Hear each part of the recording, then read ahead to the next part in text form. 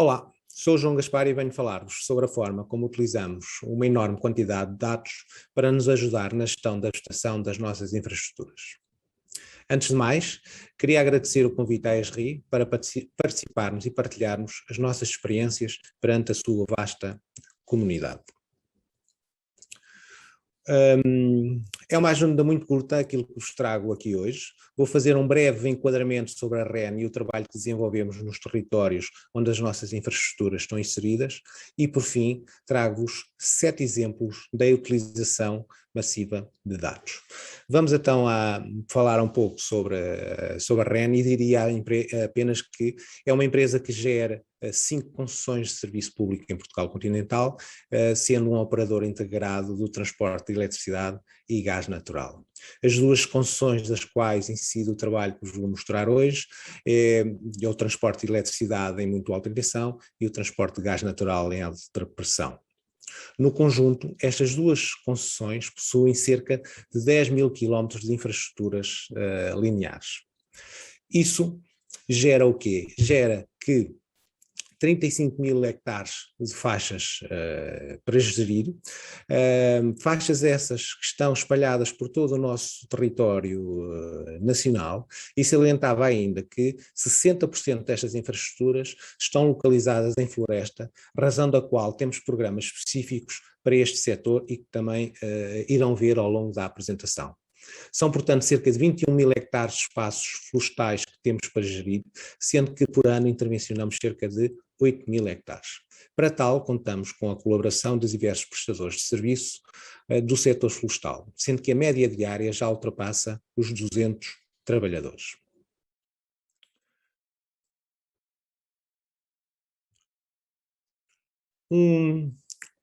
Os nossos objetivos para a gestão desses espaços são, sem sombra de dúvida, a sua segurança. Segurança para as nossas infraestruturas, mas também para conferir um maior grau de segurança para os territórios na sua envolvente, tornando esses territórios mais resilientes aos incêndios rurais. Temos outros objetivos, como seja a criação de valor para os proprietários, o aumento da biodiversidade e a criação de emprego a nível regional. Mas o nosso objetivo é transformar a paisagem da situação à vossa esquerda para o que se encontra à vossa direita. O que fazemos é arrancar espécies de rápido crescimento, que não geram valor aos proprietários e à REN, só davam despesa, e proceder à sua substituição por espécies autóctones que no futuro sejam geradoras de rendimento para os proprietários, se eles assim passarem a gerir o que é seu.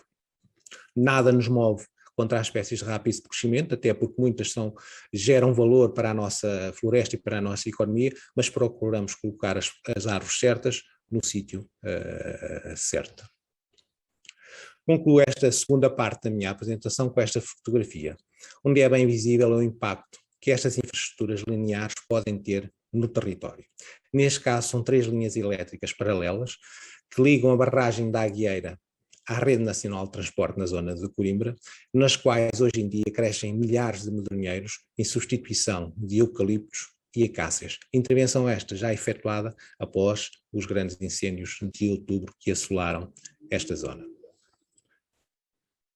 Passada então esta pequena introdução, vou agora passar a explicar a forma como a análise da grande quantidade de dados nos está a ajudar a ser mais eficientes, a olharmos de forma diferente para aquilo que realmente importa.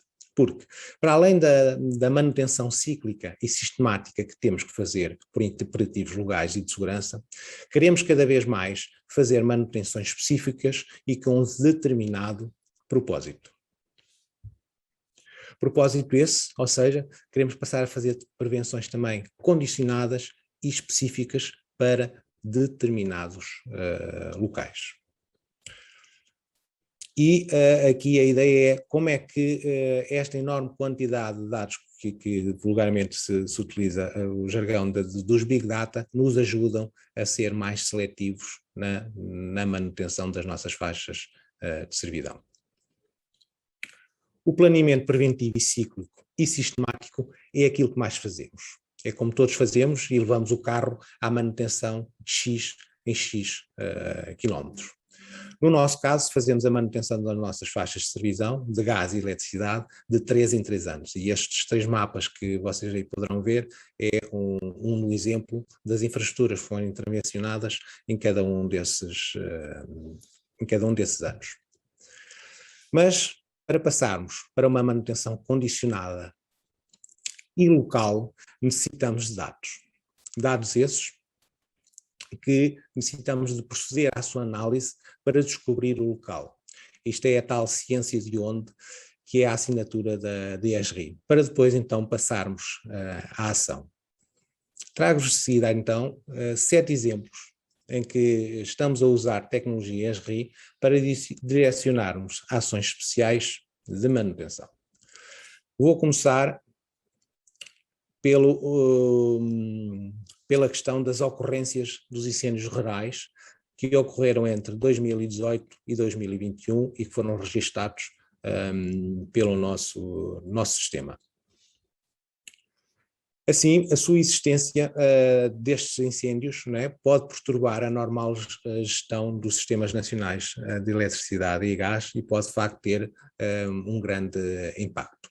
Nos mapas que estou a apresentar é possível verificar ao longo dos últimos anos onde existiram mais ocorrências a menos de 5 km das nossas infraestruturas, porque são só esses que nós registramos, logo com potencial impacto sobre as mesmas. E posso-vos dizer que são milhares durante todos os anos.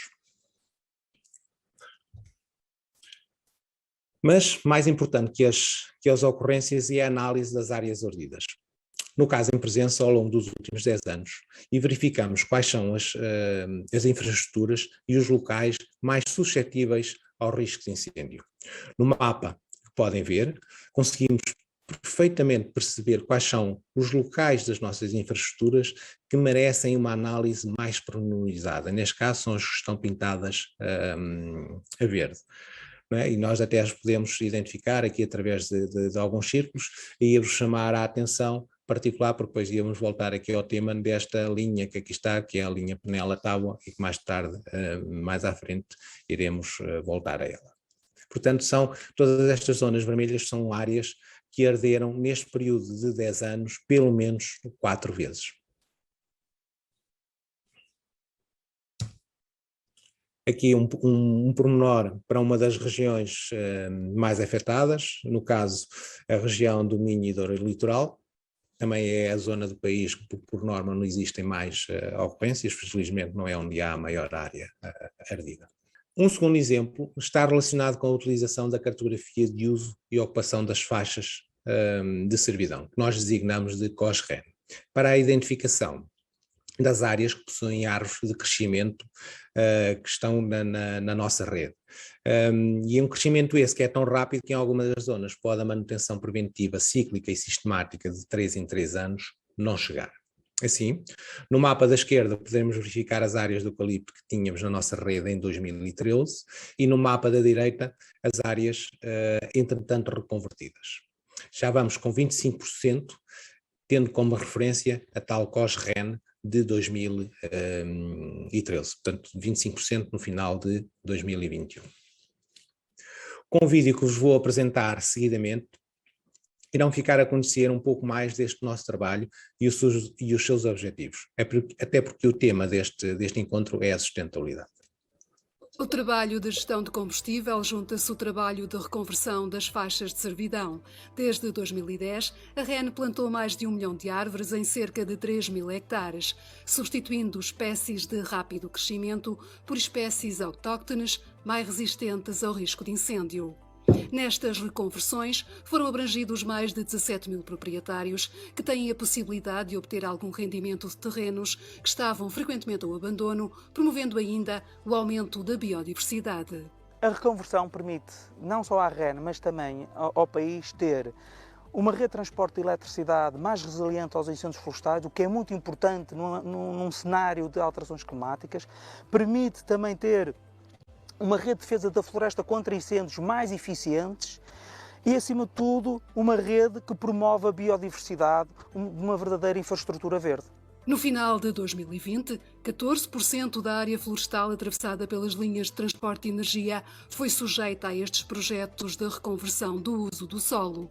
O objetivo da empresa é chegar a 2025 com 25% e a 2030 com 30% dos espaços florestais sobrepassados reconvertidos.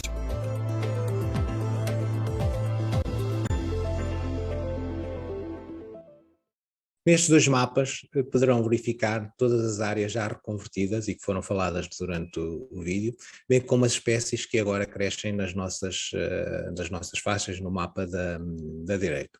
Lembram-se daquela linha que há pouco vos havia chamado a atenção por estar numa zona que nos últimos 10 anos ardeu pelo menos quatro vezes, pois cá está ela. Hoje em dia é sobretudo um grande pomar de medronheiros, com cerca de 160 hectares que ali estão naquela zona. Vamos então a um novo exemplo e vou agora falar um pouco sobre os dados LIDAR. Todos os anos sobrevoamos as nossas infraestruturas com o propósito de garantir a integridade destes ativos através da termografia. Complementarmente, recolhemos imagens, vídeo e dados de LIDAR. Estes dados LIDAR, após trabalhados, são processados através de algoritmos que já foram desenvolvidos há alguns anos aqui internamente. Obtemos modelos tridimensionais com distâncias entre obstáculos e os cabos condutores.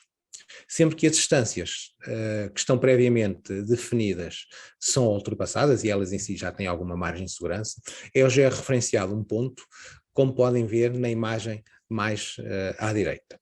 Neste caso, cada cor indica um nível de perigosidade.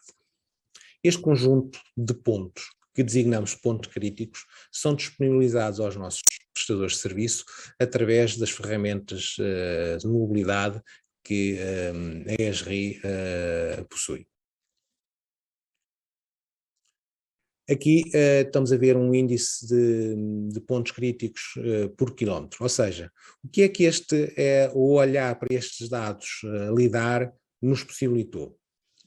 Possibilitou-nos um olhar específico e fez com que a média de pontos críticos por quilómetro de linha voada ou inspecionada com a tecnologia LIDAR tenha passado de 14,6 para 3,2 pontos por quilómetro, sendo que o zero, isto gostava também de salientar, o zero é impossível de alcançar, porque temos muitos quilómetros de linhas em zonas protegidas e em montados sobre, que são para gerir e não para cortar. Um outro exemplo que vos trago da utilização de dados LIDAR, e que é um trabalho que muito recentemente estamos a fazer. Neste caso, estamos a recorrer nesta fase inicial a uma equipa da Universidade de Coimbra para nos ajudar. E o que é que estes elementos desta equipa fizeram, ou que nos estão a ajudar a fazer, é a identificação das árvores que, estando para lá da faixa de servidão, que tem 45 ou 50 metros, mas na maior parte dos casos são 45 metros, mas com potencial em caso de queda, de poderem violar as distâncias de segurança. Não é, o que eu estou aqui a falar, não é atingir os cabos, é poder violar a tal buffer que existe ao longo dos cabos e que eles poderão assim atingir. Portanto, a equipa da Universidade de Coimbra desenvolveu um algoritmo próprio e o output é igualmente um conjunto de pontos críticos classificados através do seu nível de perigosidade, como podem ver nas imagens mais que aqui vos apresento.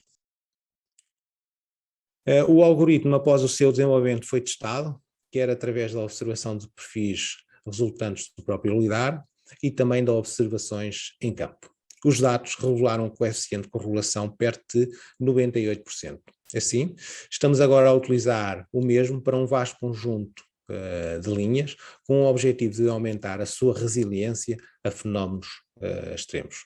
E agora o que vos vou aqui apresentar a seguir é o exemplo de que é que, na prática, esta análise que foi feita com esta enorme quantidade de dados, depois possibilita no terreno. Portanto, lá está, que a operação está a ocorrer na bordadura da faixa, onde determinadas árvores foram selecionadas através deste modelo, estão agora a ser intervencionadas. Mas pretendemos fazer mais com estes dados a lidar, e aqui é um pouco a visão do futuro próximo que temos. Pretendemos passar para uma nova geração de planos de gestão da vegetação em 3D, com a determinação do volume e da biomassa a extrair. Portanto, em breve os nossos prestadores de serviço, quando forem para o terreno, já saberão ao certo o que necessitam de cortar e os volumes que irão eliminar. Com isto, poderão muito mais facilmente escolher os meios mais adequados à operação. Estes planos 3D possibilitam igualmente a utilização da realidade aumentada, situação para a qual já estamos a olhar, porque julgamos que é o futuro. Aqui ainda um outro exemplo com a utilização dos que estamos a dar aos dados LIDAR. Neste caso na zona do sul do país, onde estamos a testar pela primeira vez a utilização dos mesmos dados LIDAR para inventariar sobreiros e pinheiros mansos que necessitam de ser intervencionados, quer seja através de podas ou pelo seu corte. Como fizemos este trabalho pela primeira vez, também aqui recorremos à academia, neste caso a uma equipa do Instituto Superior de Agronomia da Universidade de Lisboa. O inventário que foi feito determinou e classificou de forma automática as espécies que estavam em presença, neste caso estas duas, o sobreiro e os pinheiros mansos, diferenciando as mesmas através de processos de machine learning, para o qual foram selecionadas árvores modelo para ajustar o algoritmo. As árvores podem ser vistas aqui nesta imagem de cima, portanto na parte de cima temos pinheiros mansos e na imagem de baixo temos sobreiros e, portanto, através destes modelos, o algoritmo depois conseguiu diferenciar no conjunto das árvores e determinou automaticamente e diferenciou as árvores. Os próximos dois exemplos que os vou trazer estão relacionados com os terrenos próprios da REN, onde estão implantadas infraestruturas de gás e, portanto, já não estou a falar de infraestruturas lineares, como estive a falar até aqui. O objetivo, neste primeiro caso, é encontrar as estações de gás onde devemos priorizar a aplicação de medidas especiais para aumentar a resiliência a incêndios extremos.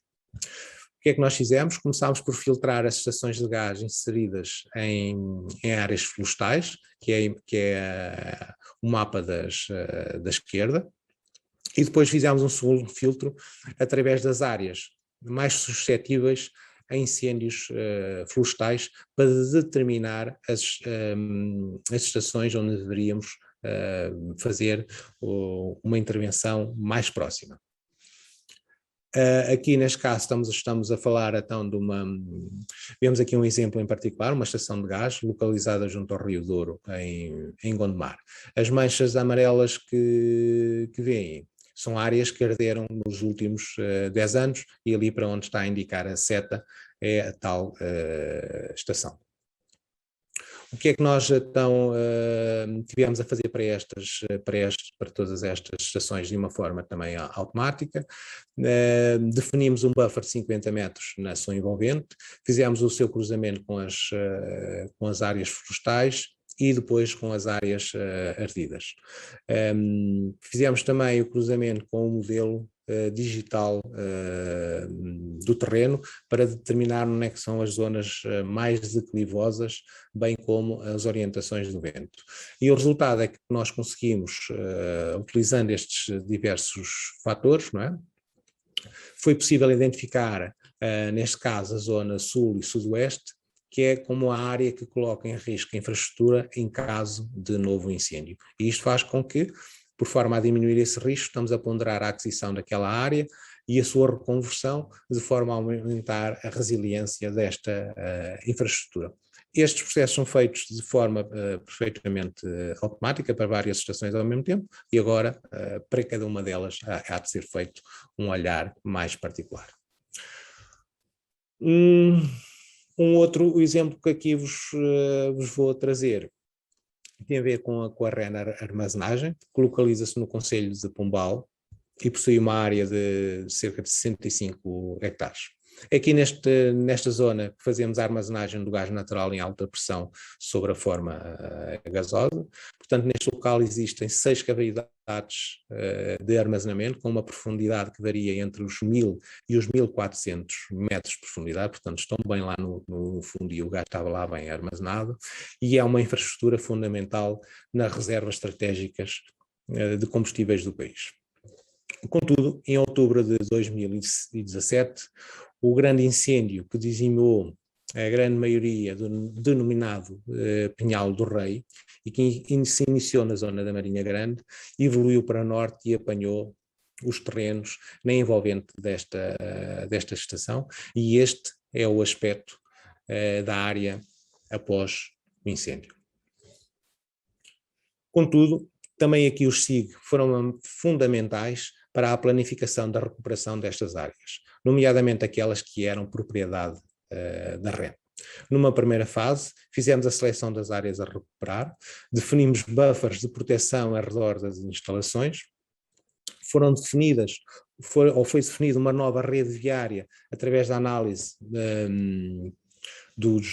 da localização das instalações, verificámos também os ventos dominantes para definir a orientação das linhas de plantação, de forma a conferir igualmente uma maior proteção contra a salinidade, uma vez que a instalação dista poucos quilómetros do mar, portanto tivemos sempre este olhar, a questão dos incêndios e a questão da salinidade.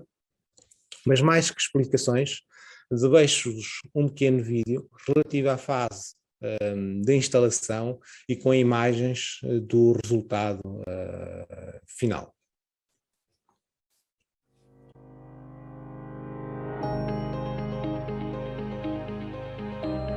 Portanto, isto é a área do Carriço, ainda antes da intervenção, e é já durante a intervenção onde foram arrancados alguns cepos em linhas que foram pré-selecionadas, portanto isto eram imagens de março, e agora já imagens de setembro, onde já está concluído o trabalho, onde se pode ver perfeitamente a plantação, onde não foram arrancadas, e as zonas onde o mato foi deixado por causa do gelo. Podem ver, de facto, algumas as linhas de plantação não têm todas a mesma orientação, portanto estão cruzadas entre si. Portanto, isto é um projeto, reflorestámos cerca de 32 hectares, de um global de 47, e portanto a diferença está em áreas de proteção e de caminhos.